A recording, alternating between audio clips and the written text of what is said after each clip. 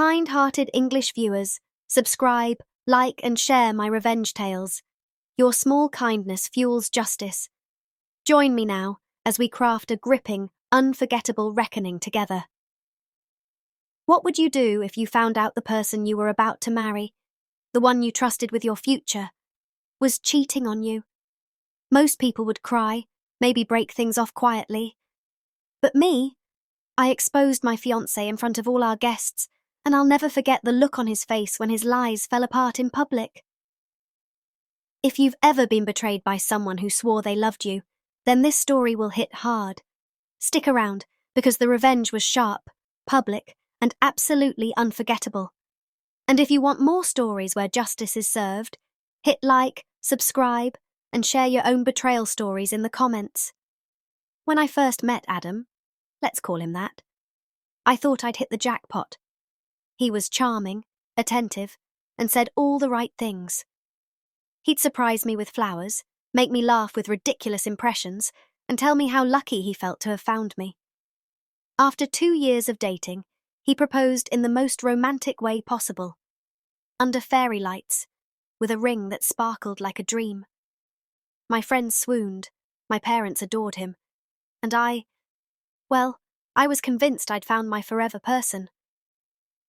We started planning our wedding, and life felt like a blur of cake tastings, dress fittings, and venue visits.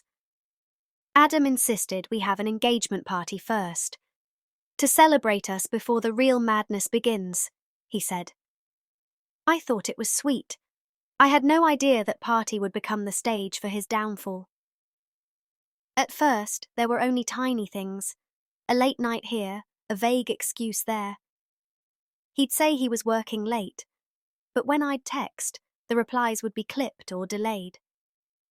He started guarding his phone more closely, angling the screen away, locking it faster than usual. I told myself it was just stress from wedding planning. Everyone gets overwhelmed, right? But then, little whispers reached me. A friend of a friend mentioned seeing Adam at a bar with another woman. My stomach sank, but when I asked him, he laughed it off. Babe, you know I'd never. Probably just someone who looked like me. I wanted to believe him. I needed to believe him. But the unease grew. One night, while he was in the shower, his phone buzzed. Normally, I never snooped. But this time, my gut told me to look. What I saw made my heart shatter. Messages, explicit ones, to a woman saved in his phone under a fake male name. Photos, plans to meet up, references to times they'd already hooked up. My hands shook as I scrolled, my vision blurred with tears.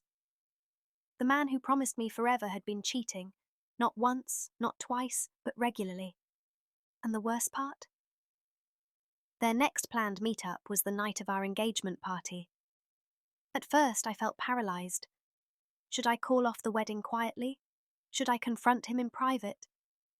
But then, another thought took root. Why should I protect him? Why should I spare him embarrassment when he had humiliated me behind my back? The anger burned through the heartbreak. And in that fire, I made a plan. If he wanted to play games, I was going to make sure everyone saw exactly who he really was. I spent the next week preparing. I screenshotted every message, every picture, every piece of proof. I didn't tell a soul, not even my closest friends, because I wanted the reveal to be shocking, undeniable. I organized the engagement party as planned. Guests were invited, the catering was set, the playlist ready. Adam acted like nothing was wrong, grinning as he bragged about the life we were building together.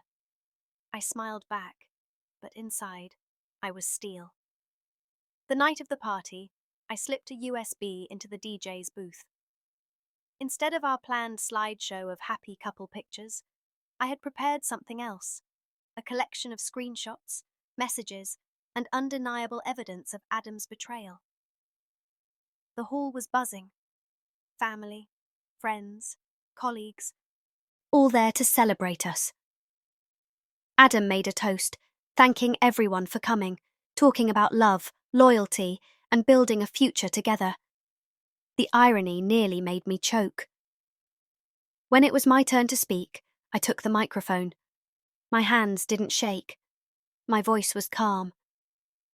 I want to thank everyone for being here tonight, I began. You've all supported us, believed in us, and cheered us on. And I think it's only fair that you see the reality of the man I was about to marry. There was a ripple of confusion. Adam's smile faltered. I nodded to the DJ. The lights dimmed, and on the big screen the slideshow began. Not of our happy moments, but of his texts, his explicit photos, his plans with another woman. Gasps filled the room. People covered their mouths. His mother actually cried out, "Adam, what is this?" Adam lunged toward the booth, shouting, "Turn it off! Turn it off!" But it was too late. Everyone had seen enough. I held the microphone steady. This is the man I was about to marry. This is the man who looked me in the eye and promised me forever while sneaking around behind my back. So no, there won't be a wedding. Not now. Not ever. Adam's face turned a shade of red I didn't think humanly possible. He tried to defend himself, stammering excuses. It was a mistake. I was drunk. It didn't mean anything. But no one was buying it. The evidence was right there, in high definition. Guests began leaving. Some muttered insults under their breath as they passed him. A couple of his own friends shook their heads in disgust. His parents looked devastated. Meanwhile, I felt free. Heartbroken, yes, but also vindicated. The party didn't end with music and dancing. It ended with Adam standing alone in a room of people who finally saw his true colours. Sometimes the sweetest revenge isn't loud or violent. It's the simple act of shining a light on someone's lies, letting the world see the truth. I lost a fiancé that night, but I gained something far more important. Self-respect, closure, and the knowledge that I would never waste another minute on someone unworthy of me. So, what do you think? Was exposing Adam at the party too much? Or exactly what he deserved? Drop your thoughts in the comments. And don't forget to like, subscribe, and share this story with someone who believes in karma, because sometimes it really does deliver.